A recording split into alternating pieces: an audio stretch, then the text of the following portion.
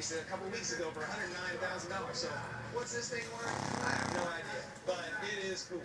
Formerly owned by the famous, or maybe infamous, Evel Knievel. That is hilarious. Looks good. It's cool. Oh, yeah, that's my good buddy Dennis here. He's got a car in the auction too, but more on that one later. Right now, I just got to get this Messerschmitt sold. Start wherever you like, guys. 40,000. It's going to be sold today to the high bidder. That's 40,000. Here we go. 40,000 down, 40 and 30. 30,000.